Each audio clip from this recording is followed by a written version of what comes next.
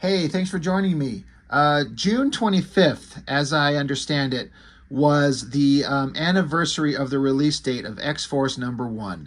And so, if my timing goes right, this will go up on Tuesday, July 2nd, excuse me, which should be a week after that anniversary. Now, why am I doing this and why am I mentioning that? Well, with the anniversary of the release date 30 years ago of X-Force, um, I haven't done this very often on my channel, once or twice, but I thought it'd be interesting to do a revisit of it. I've already reviewed this book. It was about a year ago that I did this. I've gone through all the X-Force by Liefeld, and I'm trying to start and think of in terms of like whenever there's an anniversary of the release of a book that was a big kind of milestone, why not talk about it on that day? And I missed that day. I wasn't really paying attention and not kind of focused on it like that.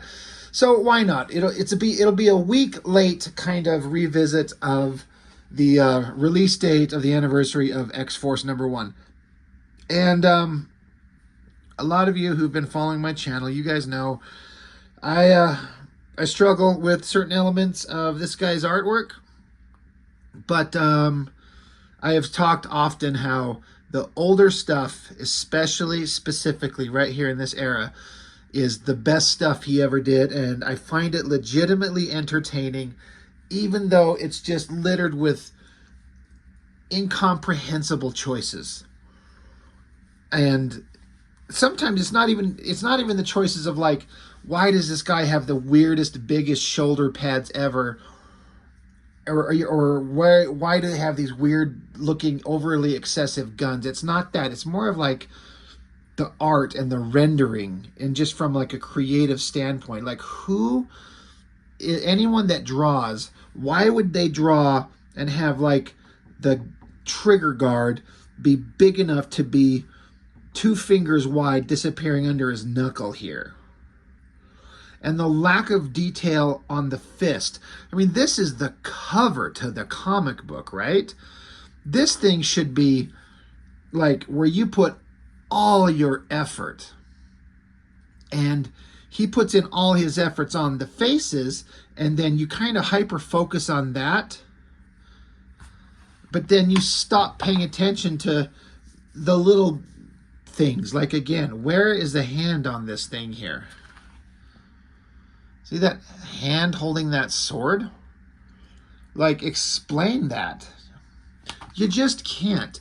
It's just unbelievable the choices that are made, but everybody just reveres this thing because of the place it holds in our hearts from our childhood. It's just unbelievable how popular it was at the time, and how it remains nostalgic and precious to so many of us that grew up with it. I am 100% one of those guys. I mean, this stuff at the time was just, it was so exciting. It was so fun, and you could not wait for the next one. So, what was it? Something like 5 million copies of X-Force sold. The highest selling comic book before that was McFarlane's Spider-Man with like 2 million something. The X-Force, and then Jim Lee's X-Men came along with 8 million and blew out the records, and will never ever be beat ever. But yeah, Liefeld will not let you forget that he's the second highest selling American comic book artist of all time, and no one outsells him. So yeah, my point on this one, because it's a revisit, is to let's just focus on the good. There'll be an occasional like, I don't understand this choice or that choice, but New Mutants were boring and old, and people were not reading it. And once they got Liefeld on there and started giving him a little bit more creative control, sales just started going up and up and up. This is a matter of just fact, Sales were just going through the roof crazy. And so they just, well, whatever you're doing, kid, just keep doing it. And apparently he was like, I want to cancel the book and start it over with a new title. Stop with New Mutants and let's go X-Force. And that's honestly was a smart decision on the part of Marvel to just go with it. But yeah, as I was kind of reflipping through this thing here just a minute ago before I started recording, looking at everything that's in this book, I would submit, and I've probably said this because, like I said, Liefeld's older work is his best stuff. This might be the peak of anything he's ever done. Now, I'm not talking in terms of cultural relevancy or sales, both of which are true. But what I'm talking about, the best thing he's ever done, is just this weird, half-assed, unlearned, lacking of skill and common sense artistic ability of his. This is the place where it's worked the best. It's never been better than in this issue 1 of X-Force.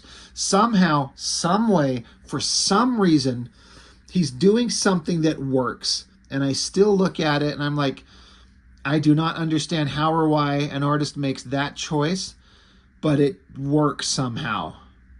It just comes together for him. I'm looking at how much the colors are bright and vibrant. It's some kind of nicer paper. I mean, this is my old original copy, and it's pretty beat to shit. It's in rough shape. But even still, the colors are vibrant. The cartoonist kayfabe guys talked about how the color distribution amongst the characters is pretty... it's varied up enough to make them all visually kind of interesting and stand out against each other. And I know this pose, this angle, this shot is a homage or ripoff or whatever you want to call it of, I think, a George Perez Teen Titans thing. I've seen it, but I can't recall what it looked like, so I don't know exactly how similar it is or is not. So that's one of the things where when I first saw this, I was like, wow, that's pretty awesome. But once I found out that it was just kind of, you know, honoring a past book by a different artist, it kind of diminishes it a little bit, because this big, crazy, awesome, dynamic shot is not his own original idea. It's someone else who's a better artist who come up with this idea. That being said, what an exciting way to start. Here is this team, and they are just charging into battle. I always like this shot of Warpath, his face, and this kind of angle on his body there. This is one of the earliest instances of Liefeld having our heroes fighting faceless, nameless nobodies with round bobbleheads and full masks. So they're nobodies that don't mean anything, and you don't care if they're just getting ripped apart. I mean, look at these little bobbleheads and everything. But there's a team in there kicking ass. They're running into this place to stop. They're going after Strife, right? The Mutant Liberation Front. Look at Farrell's tail coming out of her right ass cheek instead of the place to spot. That's one of those artistic things. Like, how do you draw that and not fix it? It's a simple fix. Well, if you ink it in fully, just blacken in the part where you connected it to her ass cheek, and you could just leave it black and have like the connection part just kind of disappear into the shadow of her little ass cheek folds and that little straight plank of wood coming off of her back. Or you could get some kind of whiteout or a gel pen or something like that and just do a little tiny line to put the tail connecting to the right spot. It's just, I don't get it. Big action shots, Cable looking awesome, Shatterstar looking awesome. All the faces look great. There's this vibe and style that Liefeld does here with all of the faces. It's a really thin line kind of inking. I'm pretty sure Liefeld used the Hunt 102 in this era almost exclusively, and it's working for him so well. His layouts and composition, he thinks he's a master of layouts, and sometimes he is. And I'm going to say, I've said this before, he used to be. His work now is absolutely dog shit, but this older stuff, there's something about all the shots that he chose. Look at this spread of these pages of Shatterstar fighting this Reaper guy.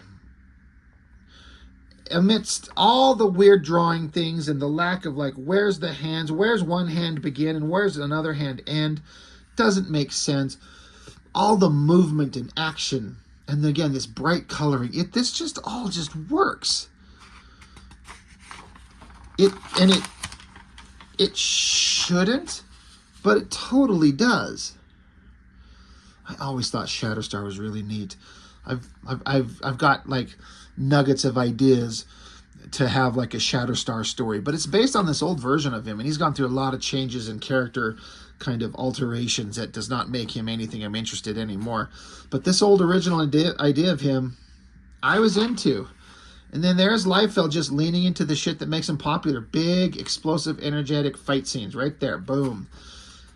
Warpath's knocking forearm. Is that this? There's forearm and foreplay and four square, foreskin.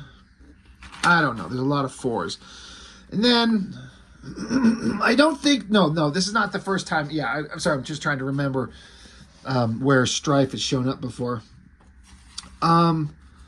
His costume is ridiculous, especially that mask, but it's certainly regal and imposing. This Thumbelina character is just the most ridiculous thing ever. I don't know that I've ever seen that character before this or after this. It was just this stupid little fat pudgy something just standing here. It's ridiculously stupid. But that shot of Strife, he's got his knee up on the panel border. And then you look where he's standing on this round ramp, standing at these color checkerboards. There's nothing for him to put his knee up on. Again, these artistic choices that don't make any sense, but he got away with it. Here's another shot. You know, it's like, this is like the equivalent of this page here where Shatterstar's fighting a guy and there's a kind of a color tone theme going about it all. Looks great. Same thing here. Feral fighting Wildside. And I've said this before, Liefeld makes Feral look kind of attractive. It's kind of weird, but it kind of works. All her face shots, that angry, screamy shot, I can't help but point this out, how in this shot, Feral's got like a Black Panther-esque bone claw, tooth, whatever, necklace around her chest and her arm, which has never been in any panel before or since. Again, artistic choices that I don't fucking understand. How does that happen? I spend so much time looking at my pages and drawing the character in the same way. It's just like you just start adding things to a character in one panel and then you don't in other panels. How does a person do that and get away with it and not have it bug them? I don't get it. But I do think that drawing of Feral and the small inking lines, the fine little details in it, in both their faces, it works. It looks good. This is the best Liefeld ever was. Great kind of panel shots, even with these color swatches in the background. Good shot of them all kind of bunched up here. Got this Zero character. I don't know much about whoever the hell that guy is. Oh yeah, they run into Strife, so he tries to shoot him and he gets away. And again, it is also a bunch of posing shots. The character's standing there looking awesome. But I keep repeating it. It shouldn't work, but it totally does. There's some kind of magical formula he was tapping into. And somehow it just works. This page always stood out to me because of the weird color choices. They transport back to their flying bathtub. And then the color choices of having like Domino here up front in the cockpit hitting the throttle. It's like the lights have dimmed in the spaceship itself. It's a different color palette, so it feels like a different environment, which it is because they're inside their flying bathtub. And then they get to this shot, which is another pretty decent shot of all the characters in chairs, sitting there after their battle, unscathed, unwounded. You know, they're all fine. Everything's great. And again, it's some weird color choices that make it feel like the lighting inside this ship is, you know, affecting the environment that they're in. And it looks great. Somehow. And then we get into like the most boring, uninteresting part of the story. We didn't know it was boring and uninteresting at the time, because who cared about Sunspot? And who cared about, Gideon? You know, bald Professor X with the massive ponytail and the long hair coming out the back of his head. It doesn't make any sense what the hell he is. I guess we're all kind of interested to see where this would go. It ended up going nowhere of consequence and no one cares. This is the one panel that I find laughably unacceptable And it's the smoking crater that was the base that the team of X-Force just attacked, and it blew up. And this is like government services arriving on site to assess the situation. And this helicopter, all these helicopters, these vehicles, these trucks, this little tiny, it looks like a little bag of shit on fire. This is laughably, embarrassingly horrible. How could a guy drawing all this other stuff with these big, exciting images think that this is okay? I mean, let me bring this up closer. Look at this. This is something a 5th grader would do in art class. It's kind of unbelievable that was, he's like, I don't fuck, because one, I mean, let's be honest, Liefeld doesn't know how to draw any of this stuff. He has no concept. You can tell by looking at the artwork. He doesn't know how to do it. It's not that he didn't want to do it. It's that he can't do it. He has no idea how to do that, and he just wants to get in and out of that as quick as possible so he can get back to pages of giant character shots standing there looking awesome. And then it distracts you. But I guess as a kid, if you're just kind of zipping through this, you're like, yep, there's some helicopters that are coming up to an exploded scene. Here's some other characters. He's kind of awesome looking, and then you just don't pay attention. You don't care. But man, it's ridiculous. Now we're back on X-Force. They got a new place to hang out. Some old defense base of Larry Trask, an old Sentinel base that's been abandoned. So X-Force is taking it over. And again, now we're getting to some character moments. And again, the coloring choices in this, where Cable's explaining something in the past, so you get a different color treatment. I don't know why you choose these colors to indicate that this is something in the past, but it works. You're in a different time, different environment, and it just works. So Cable and Cannonball here are having like a touching moment, kind of bonding and sharing information and shaking hand-like shapes. But it works. I just keep saying that all of this stuff, like you look at it at a glance, it's exciting and the colors are awesome and the compositional choices function.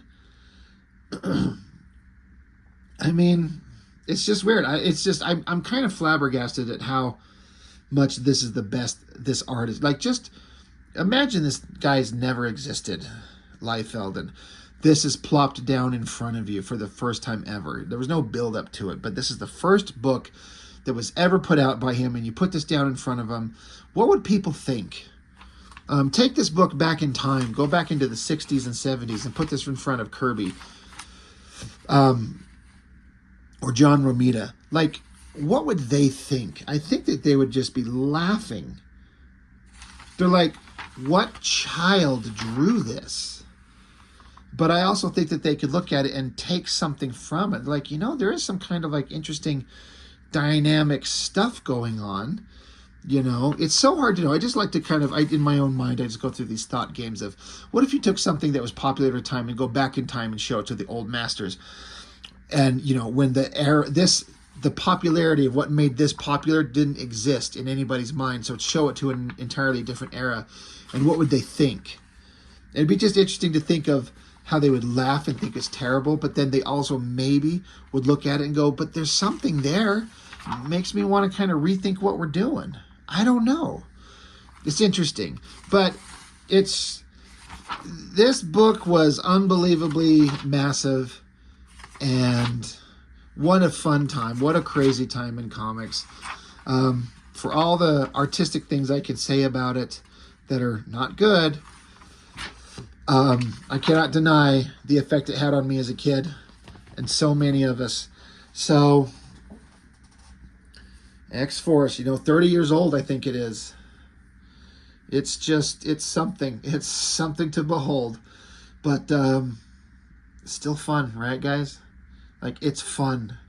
You have to have been there, a kid at the time, reading comics, and just been there to witness the rise of this stuff, and it just blew us all away. So anyway, that's all I've got. Thanks for watching. See you next time.